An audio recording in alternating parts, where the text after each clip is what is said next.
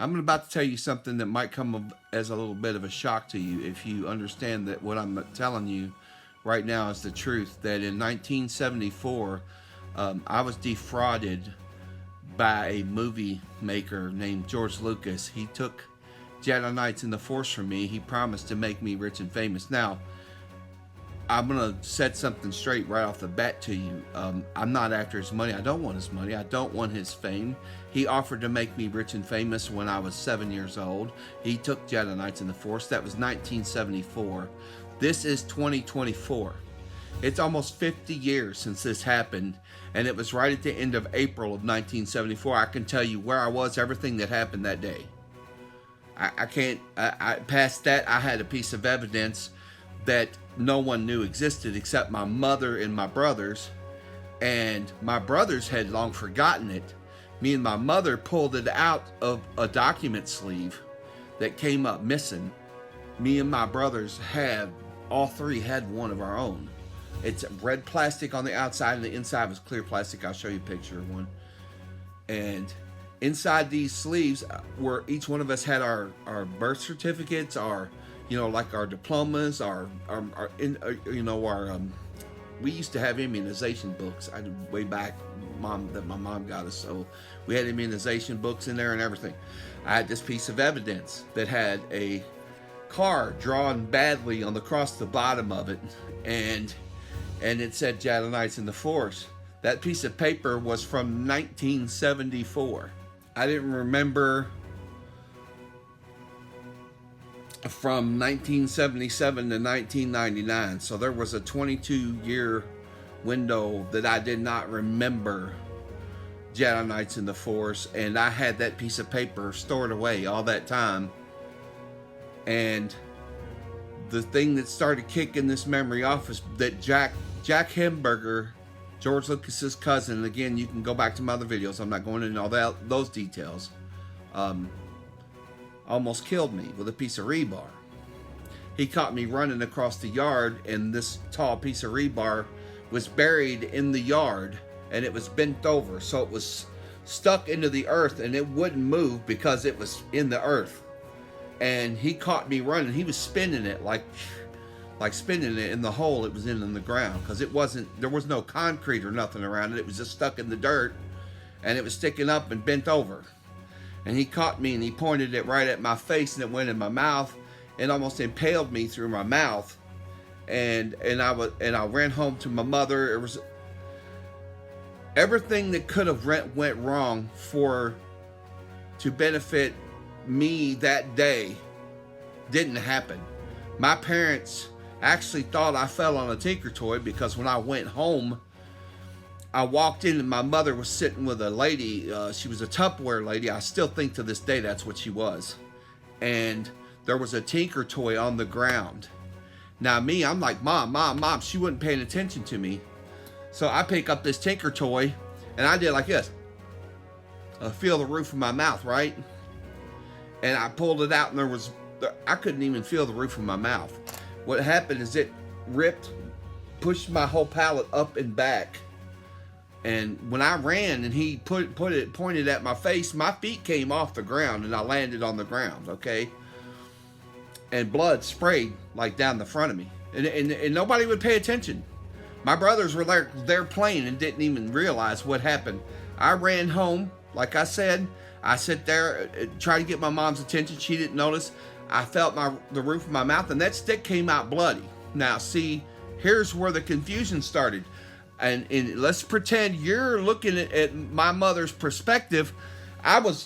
She was in the living room on the couch, which is like that direction, and our bathroom was that way. See, so when I turned from her towards our bathroom, because I was going to walk to the bathroom and look in the mirror and see how bad it was, I fell.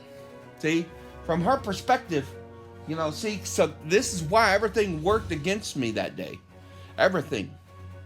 So I fell, and that stick wasn't in my mouth. She thought it was, because when I stood back up, there was blood all over it, right? So she thinks, that I fell on this Tinker Toy. So I tried to tell them for weeks after that happened that, hey, I didn't, I kept saying stick, stick. You know what? I didn't know the word for rebar. I didn't know the word for rebar. I was 7 years old, okay? But here's the thing. Now, she starts telling this story in 1999 to my friends that I fell on this Tinker toy. And she said it looked like my head fell over that stick. Yeah, of course it did, because the stick wasn't in my mouth. It was over here. See, she didn't realize what had happened before that. And so they got this notion in their head, and they've always thought that, and she was still arguing with me about it. And I know what happened. You can't tell me what I remember. I remember running home, after he almost killed me. Anyway, he jumped back and looked shocked, and I wouldn't, trust me, if you could, I know that they listen to phone conversations. I know that somewhere you've heard of Project Echelon. Well, that was just recently proven to be true, that somewhere there's phone records from when he called Jack Henberger's house and I was on the phone. And I wouldn't doubt if they actually recorded it. Just because he was somebody in Hollywood and he was talking to somebody, in Kentucky, because I lived in Louisville, Kentucky. Okay, and his cousin lived like 5707 Robinwood Road. I lived at 5513 Rialto Boulevard. They were like 400 something feet apart. Okay, so I've told this story many times on my other videos if you go back and listen. But here's the thing. I started, like, over the year, once I completely forgot about it, let's just go back to that, because in 1977, my father took us to see Star Wars, and we stood in line. We were all excited like all the other kids, and then we're to the part where he's in the cave with the Obi-Wan Kenobi right after the Sand People attacked him, and he said something about him and his father were both Jedi Knights, and I said, isn't that mine, to my dad? And he goes, oh no, that's his son. So that never ever came back up again. And there was a lot going on. My parents fought. There was constant chaos. So it was, it's hard to explain, but I never ever, the year after 1974, I was in a foster home because my parents were fighting and my mom put us in a foster home. And my father finally, it was the one who came and got us out because he didn't want us to stay in them. But here's the thing. I've been poor my whole life, and I want to throw something that's even worse at you, because I really started thinking back to things that have happened throughout my life, and just like, it always seemed like if there was two options, or something good to happen and something bad to happen, it always went to the bad side. And I'm not doing the pity party, because look, man, I write books. I'm in bad shape because I'm disabled and I'm fighting with the SS and all this other stuff. But I don't want his money. I'm telling you right now, I don't want it. I don't want his money. I don't want his fame. I want him to tell the truth. And because he has left me the way he did when he didn't keep his word, which is a breach of contract. That's a oral contract he made with me on the phone when he said, you give me that, I'll make you rich and famous.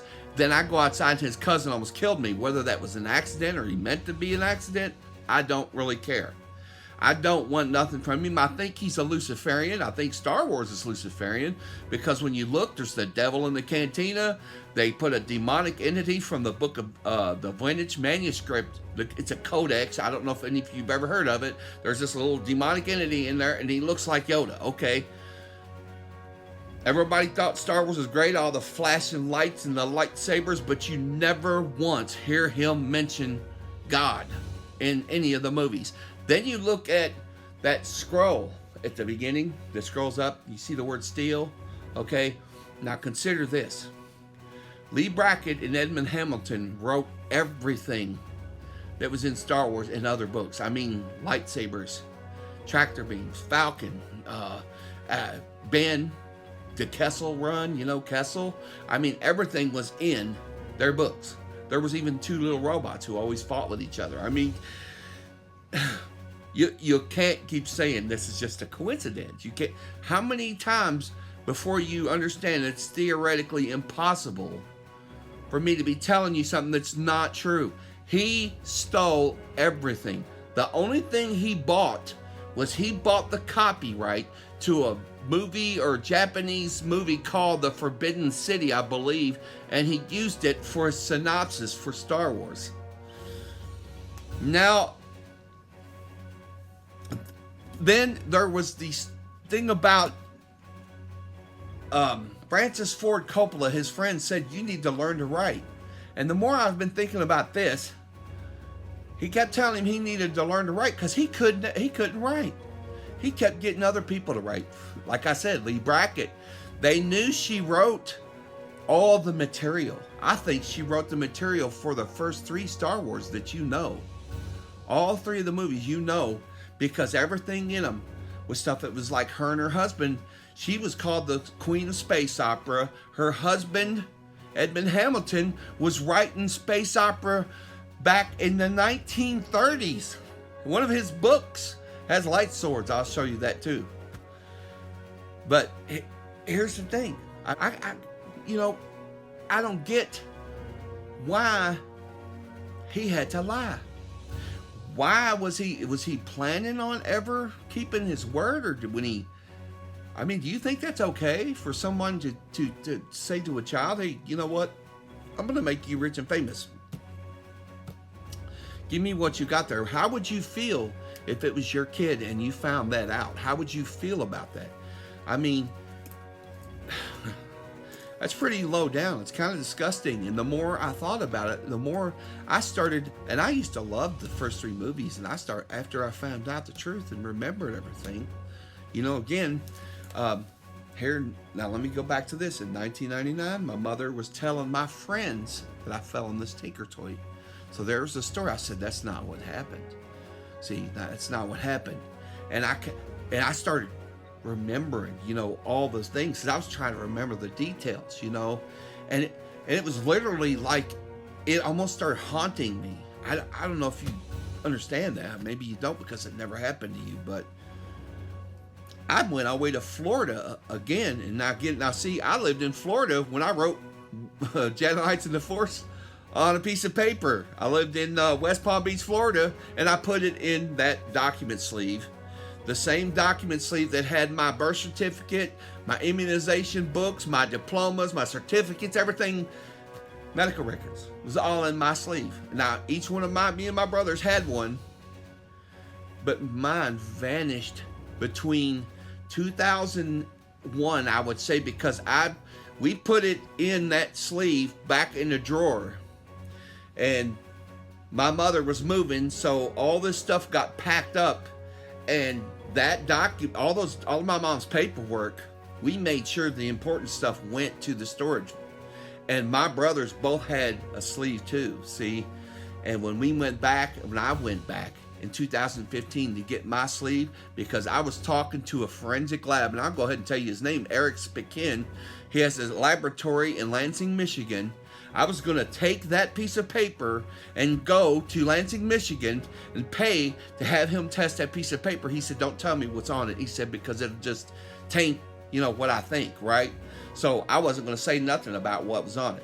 I was going to let him test it. And once he's seen that it was Jedi Knights of Force, but he told me he could tell me when the paper was made, when the ink was made, by what companies, and when the 2 were put together, when I put the ink on the paper, which would also, when he went to look at that piece of paper, we were outside playing before I went in the house. So in Florida, so I guarantee you, and it was summer and spring time. So I know there had to be like pollen and stuff from Florida that's probably indigenous to Florida on that piece of paper somewhere. So there's more than circumstantial evidence if I could get that piece of paper back. But I think somebody's has to be holding it, because to be truthful, and I think whoever stole it had to be listening to me, because here's why. No one knew that piece of paper existed except me and my mother. We pulled it out where I said, when she was telling me that story, telling that story to my friends about me falling sick, I moved to Florida. A couple months later, I came back, and we were going through documents in her room. Now, I went back again after that, but that's irrelevant right now. I came back to Kentucky. We were going through paperwork, and that's when I pulled out that document sleeve, and I pulled that piece of paper out. and it said Shadow Knights in the Force and had this card drawn across the bottom, really bad, drawing. And I said, what is this? Shadow Knights in the Force, what is this? He goes, oh, Davey drew that. And she said, well, here, let me put it back up. So she made sure she put it back in that document sleeve before she put them back up. Okay. Now, here's the problem with what she said. One, my nephew drew stuff. They didn't put anybody else's documents in our sleeves. My brother David's sleeve was his sleeve. My brother Vince's sleeve. So Davey is Davey Jr., David's son. So he didn't draw that picture. I remembered after the fact. I remember when I came back up to Kentucky. Eventually I went back to Florida and then back to Kentucky. Then I moved to Ohio. Okay, in 2000, I moved to Ohio in September. And sometime between September and December, because I kept thinking about that. It was driving me nuts. It was really driving me crazy. And it just the dam broke, and all of a sudden I remembered everything about that day. I remembered his name being, now see, Jack, I didn't remember his name really like that. I mean, I just knew that my brothers kept saying something and I kept saying his last name sounded weird, and his last name was Hamburger. Now, that does sound kind of weird if you think about it. At the time as a kid, okay? So, but I remembered him pointing the rebar at my face. I remember the taste. When you have your palate ripped loose like that, your whole palate ripped out, and the rust on the end of that rebar mixed with the blood, it has this weird kind of a wild onion taste. And I'm not just making that up. I'm not telling you to go mix some blood and iron together and taste it, but it's got this weird wild onion taste, and that's how I know that, because of that day in his yard. That's how I know it. Now, come to, like I said, I came back, 1990, I came back up to, or in 2000, early 2000, I came back up. I moved to Ohio. Then by the end of 2000, I remembered my mom was disposed for a long time. It's a long story. Abusive relationship, long thing. But anyway, nonetheless, I finally got down to Louisville in 2015, and my whole document sleeve was gone. My brothers are both still there. Mine was the only one gone, and they took everything. They took my birth certificate, my diplomas. I want my stuff back, and I keep saying this. I've said it in every video that I've made. I want my stuff back. And now, there was one more thing I remember, because I made a video about this, and it dawned on me. And I'm not saying this is 100% him, but it's what I think I remember around 1980, because I had already forgotten about Shadow Knights in the Force. And I had this strange dream, and I think what ignited it was my parents were doing a house cleaning, spring cleaning, and they had this long mirror. They took it out in the yard and they set it down in the yard, and when I walked up to it, it because you're looking down and you're seeing the sky, so it was like a hole in the ground, right? So I kind of went back like that, and that night I had this dream that there was this big black hole, and I'll show you one, just exactly like what I saw. And there was a guy standing there, and he was begging God not to send him. And it was like, you really could tell he was like, and the more he stood there and knew he was going, the more terrified he got of this dark hole, and it was like, I kind of didn't blame him. I felt it was, like the bottomless pit, right? And he kept begging God, and God kept telling him it was too late, it's too late. And I'd never seen George Lucas before that. I didn't know what he looked like. I just seen the movies. I didn't know what George Lucas looked like. That person, the man I saw in that dream was him. Once I figured that out, I made a video about it. And I think it seemed like I was trying to oh, look, this is what's going to happen to you. No, I don't want people to get the impression that I'm just saying that's what's going to happen to him. I don't. But I do remember the dream, and I do know what caused me to have the dream, and I think I do. I mean, it's possible. I didn't say nothing because Now, I do believe in God, so sometimes God makes things happen. Here's the thing. The fact of the matter is, as of now, he's been lying 50 years. So I have to start thinking now, really, that is him, maybe. And that is that pit that he's going to be cast into, and he's going to have no options. And because the truth of the matter is, I don't know how much longer I'm going to be alive myself. I have too many ailments, too many things wrong with me, and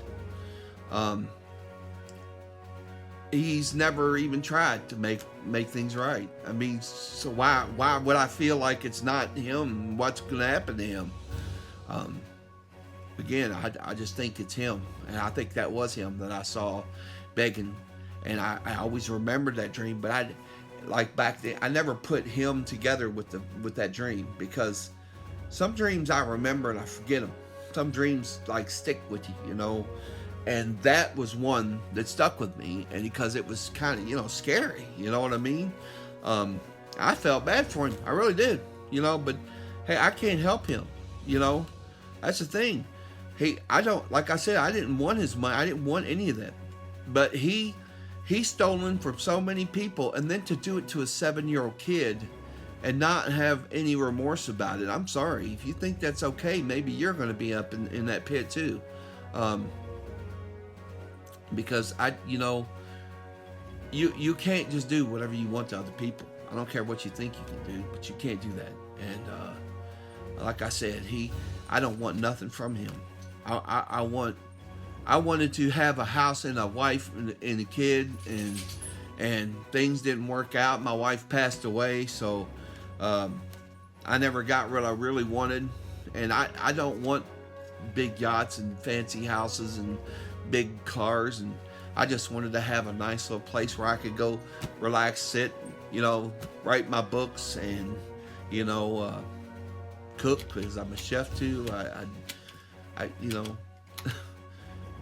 I didn't want all of his stuff, and that's just another sign. People don't understand money.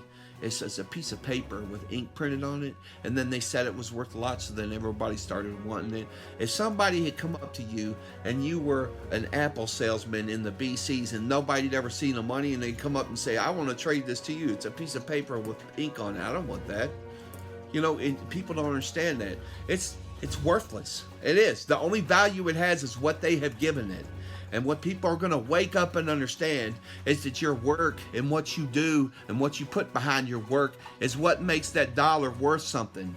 And what he's done to get his money is worthless. What he's done is steal from other people.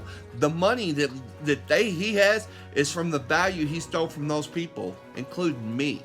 Okay? I don't care if you don't like it. I don't care if you don't believe it. It's just the truth. It's a fact that you're going to have to face, that George Lucas is a damn crook. He stole from a 7-year-old kid in 1974. It's been 50 years, man. And I have the date pretty much pegged down, because I know when we left for Florida, because it was just right after all this happened. We left and moved to Florida.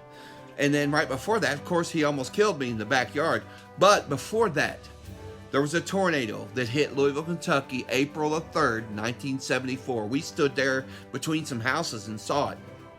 Me and my dad and my brothers, but we were far enough away, it didn't get close to us. But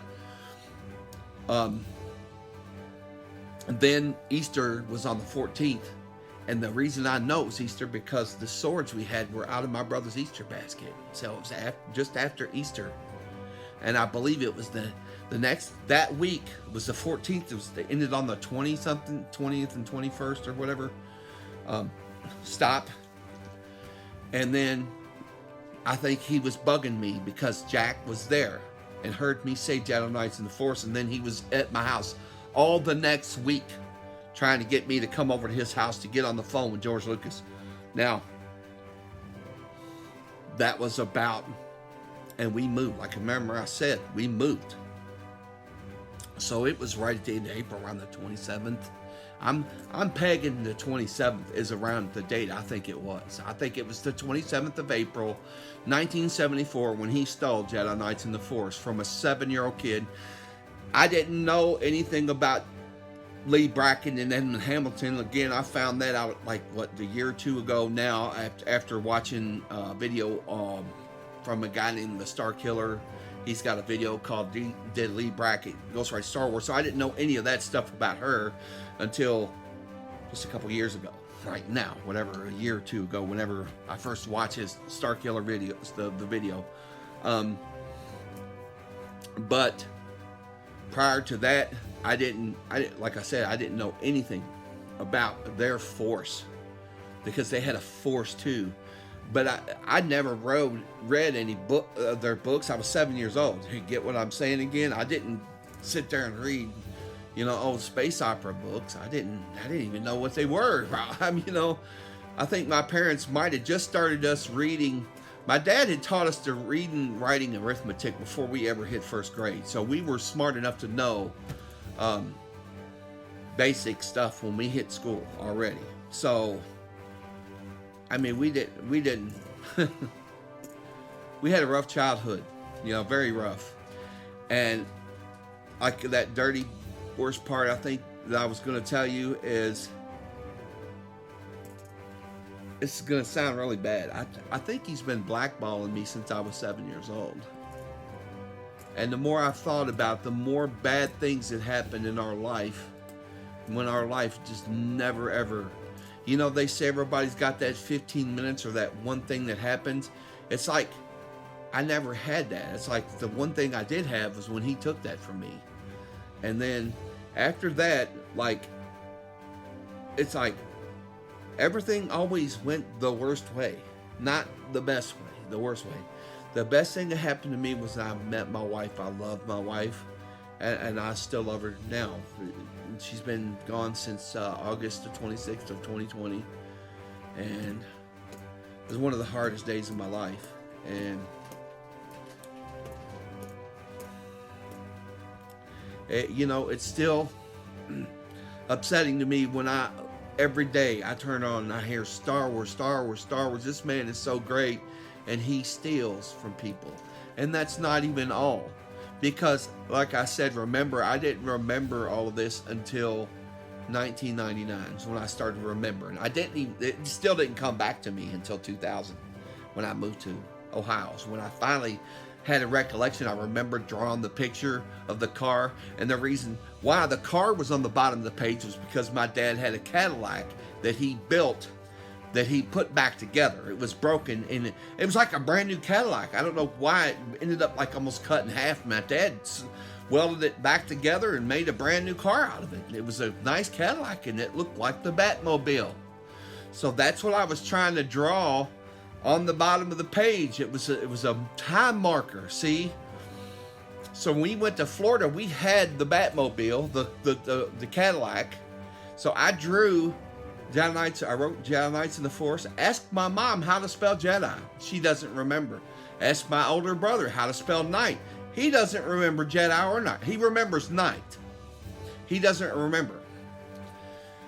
My younger brother remembers it all, because in the front yard on Riata, before we went to Florida, when I said it in the front yard, when we were playing Pirates, the first day Jack Hemberger, his cousin, heard me say it, my brother said, "What's a Jedi Knight?" And I said, "It's someone who uses the Force to fight evil." He said, "Maybe you're the evil one." Okay, now remember that for a second. Now we go back down, now we're back in Florida. When I go to the house to put that on I was outside playing with David. And that's when I went, I said, you know what, that kid's cousin might steal. Nobody's going to steal that stupid thing. That's what he said. That's when I went in the house and put it on paper. That's the piece of paper I had in the document sleeve. So right before I went in the house, he goes, "That's stupid. Nobody's going to steal that thing." Sure in the hell did, didn't he? He sure in the hell did steal it, didn't he? He made Star Wars and put Jedi Knights of the Force, and y'all all call yourself Jedi Knights, and this, you don't even know where I got Jedi from yet. And that's another, like, again, you can go back to some of my other videos. I died a couple times in my life, but I don't want to even get into that, okay? I was a child, and I got injured worse even before. So you want to talk about traumatic experiences when in your childhood, and, I almost died like 3 times before I ever, got to 9, So, then to have this man do this and not, I mean, did he even ever look and say, damn, that kid's having a hard time? Should I do something? That in itself is so scummy. It's a scumbag. He's a scumbag. I'll tell him he's a scumbag in his face, because he is a damn scumbag. Who would steal from a 7-year-old kid and not care if their life was in the gutter? Who would do that? You're a scumbag, George Lucas. You're a scumbag. You know what you did? You've been getting away with it for almost 50 years now, and the people are going to find out the truth about you. That last little thing, like I said, my brother on Riata Drive said, maybe you're the evil one. And then when we were in Florida, he said, who's going to steal that stupid thing? Nobody's going to steal that stupid thing. So between those two things, and I reminded him of that, he remembered. My younger brother remembers the truth. Then I found someone who said they worked for Lucasfilm. When they saw one of my videos, they sent me a message and said they worked for Lucasfilm. And now, again, this is someone's word who I don't know, but I have no reason to doubt what they're saying, because I already know it's the truth. So why would I doubt what they're saying? They said they heard overheard George saying something about taking it from a kid when he was in a meeting or something. Whatever. Anyway, my younger brother remembers. My older brother kind of sort of remembers. He remembers night. He doesn't remember what night. And my mom really should remember, but she has a lot of selective memory loss, and that's because of the kind of life she lived in. I said, like I told you earlier, she's been in and out of some abusive relationships, and anyway, my thing was I was just going to do more of a casual, try to do a casual, a conversation with you all. And I always get, going once I start one of these videos, and I get excited, and I get, then another thing I do terribly is I get sidetracked explaining the detail of a detail. And, okay, stop. My dogs love me to death. They won't leave me alone. You can see him and see his reflection. He's putting his paws on me. What?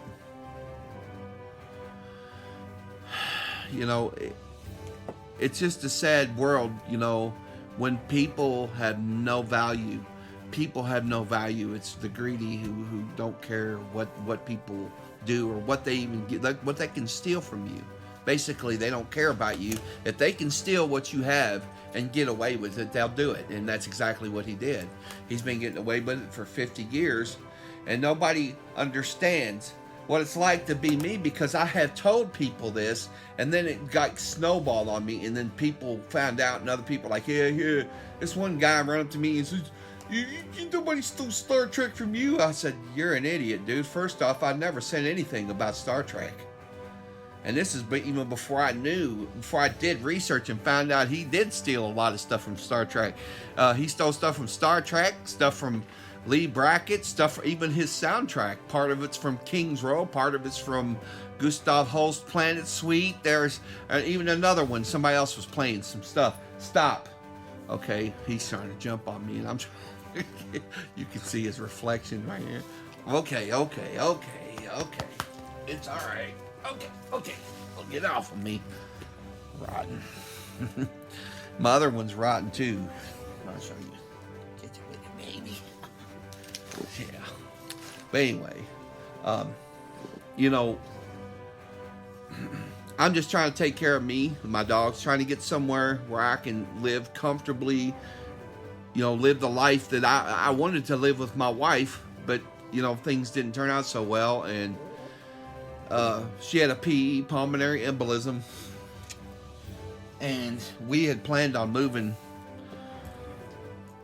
down to South Carolina, somewhere northwest of, we didn't want to be like too close to Savannah, but we liked the Hilton Head area of Savannah, or South Carolina, and we like to go visit Savannah. But I lived in Savannah when I was 14, but that dream again that I had when I was standing from that mirror in the front yard, that was like 1980, 70, maybe 79 or 78, somewhere in there, because we lived on a street called Carl Lamar Drive, and we were cleaning the house out, and they laid that mirror. Man, that kind of like it made my head swim looking in that mirror because it was on the ground and you were looking down at the sky, right? So, and the way the mirror sits, there's no edge, so you're just looking at a flat, just straight sky, you know. And anyway, look, I make these videos not for myself, and I want these on tape because when the truth finally comes out, I want you all to know his name was dropped in one of the Epstein drops. I don't know what he did there. I'm not saying that he did anything there. I'm not. I don't know if he did or if he didn't. I can't say that, and it would be wrong for me to say it if he didn't, because that's what they call bearing false witness, and I don't do that, okay? That's why I'm trying to tell y'all this whole story. I'm not making it up. It happened.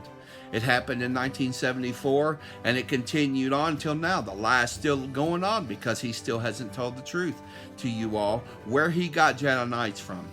Even if the Force was somewhat from me and somewhat from Edmund Hamilton and Lee Brackett, I still told him the Force was the will of God when I told him. What he did with it after that, he gave it to bugs. I mean, one-celled organisms, single-celled organisms. I mean, that's kind of like the lowest form of life in the universe. So I think God would even might find that a little insulting. I'm not sure, but that's between him and God. Between me and you all, and George, he's a scumbag. He stole from a 7-year-old kid. He never cared. If y'all always have them saying, like stealing candy from a baby, yeah, well, he did it and got away with it. You know, and then when I'm up here in 2000, 2001, I started writing letters to him. They sent an FBI agent to my house, right? So I've tried to get FOIA requests. They stonewalled me, okay? There's your first sign right there. They're stonewalling me because this FBI, I have his name on police reports where they tried to have me arrested, okay? Now, I'm putting in FOIA requests for 2000, 2001 when I lived I lived in Bedford, Ohio then. Stop. That's enough. He's still trying to love on me and I'm trying to make this video. But here, let me pause and I'm going to come back and inject this later on because I forgot to continue that story when my dog interrupted. But the Bedford Police Department called me after FBI agent Bob Frederick tried to have me arrested. I've never been to jail in my life. The Bedford Police detective told me that he wasn't going to arrest me because I wasn't threatening, and he said it would probably be better to get a lawyer. I tried to find lawyers for years. I wrote everybody, lawyers, presidents, newspapers, magazines, Oprah, Montel, everybody. Nobody cared. But anyway, I just want to let you know I'd never, I didn't get arrested, and I didn't keep writing him after the detective told me not to. Sorry about that. I had to let him outside. From the time I forgot about all this from 1977, the last time I remembered, again, like I told you, when my father took us to see Star Wars. In 1986, I wrote a book on reality called Reality, believe it or not, 19 years old, okay? Then I wrote another book, or I started a book in 1987 called Rod of Iron, okay? I have made other videos about this one. So I sort of wrote myself into a corner a little bit. I felt like I was stuck, and so I wrote a short version of it. And I sent it to who? Lucasfilm. Because I didn't remember what happened when I was 7 years old. I didn't remember. I sent it to Lucasfilm. They send me back a letter that says, sorry, we don't accept unpublished material. The short story wasn't in there. They kept it, okay? Then I see three movies that have parts of my book in it, of those even the short story. One is a dream that I started having in 1986. I had a bad breakup with a girlfriend. I was in Houston, Texas. I started having this dream about walking beside this cabin, and there was this like creek, and there was these little bridges, and I've done the video on that, and that went into the book Rod of Iron. Okay, I explained that dream, and I even sent them pictures. Okay, now there was the guy in the book, he's like a different version of Jesus. Okay, I might have made some Christians mad at me over this one, but he was like Jesus in the modern time, but like he was almost more like a wizard, right? He could walk through walls, fly. There was parts of that in Ghost. There was parts of that, and the main part of it, Warlock, came out after that. Warlock, Ghost, and My Dream was right there in Cocoon: The Return, when the alien Kitty showed Steve Guttenberg's character Jack. Ironic, his name was Jack. Oh, I never even thought about that. Okay, she showed Jack the vision of his future, and he's walking. It's the same dream, except he came in on one side. In my dream, I always came in on this side and crossed over the middle bridge. He comes in along beside the lake, because there's a lake on one side of the property, and there's a dock. There's a guy down there fishing. Well, you didn't see the dock in the movie, but what they don't show in the movies, when you right beside the back door, there's this big old cage. It's like a double cage, because there's a cage inside of a cage, because there's big cats in there. There were big cats, exotic cats in this cage. You know, lions, tigers, and bears, oh my, right? So they took that out. There was no cage in the movie. But anyway, it didn't change the fact that here's the same people again, Lucasfilm, again. Okay, now remind you, I forgot about that. I forgot about that later on. I put that dream also went into a book I wrote called Time Upon Time, which unfortunately I lost in a fire. I lost that manuscript and a whole bunch of other manuscripts in my book on reality that I wrote. All of it gone, burned away. You know, even a lot of my sketches and stuff I did as a kid, drawings and stuff, gone, burned. Ashes, you know. So I started rewriting Time Upon Time. I just wrote 2 books called Book of Dracula 2, The Hidden, and then I wrote, now I'm rewriting Time Upon Time, which I had started a while back, but I sort of was at the beginning, so I just went back over it again and said, okay, this is what I want to do. And I remembered how I wrote it back then, and that was the hardest thing, is getting myself back to remembering. And the same thing with, you know, what happened with me and him. I mean, there's still little memories that come back in my head all the time. I think of one of the memories, and you can even talk to my brother about this, when we were sitting at a bar that was closed, you know, because my aunt was married to a guy who owned a bar. His name was Opal Payton.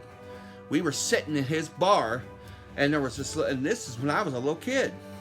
There was this little jar full of those black sword picks.